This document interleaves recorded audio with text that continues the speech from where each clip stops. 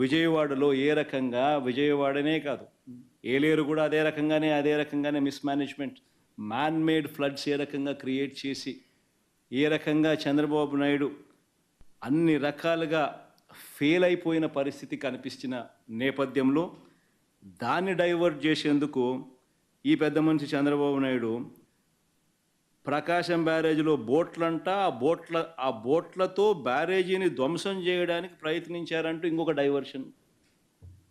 ఇంకొక diversion tactic.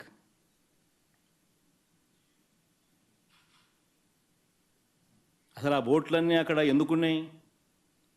ఆయన చేస్తూ ఉన్న ఇసుక మాఫియాలో భాగంగా ఆ బోట్లు ఆయన అక్కడ పెట్టుకున్నాడు.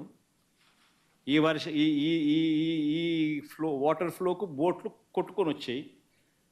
మరి ఆయన 4 నెలల కాలంలో ఆయన 4 నెలల కాలంలో ఆయన పెట్టుకున్న బోట్లు కొట్టుకొని వచ్చి ఆ బోట్ల వల్ల ప్రకాశం బ్యారేజీ మునిగిపోతుందంట.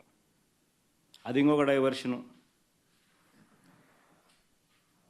విశాఖపట్నం స్టీల్ ప్లాంట్ అమ్మకం మీద కూడా కొత్త మెడికల్ కాలేజీలో ప్రైవేట్ పరం చేసేయాలన్న స్కాముల ఆలోచన మీద,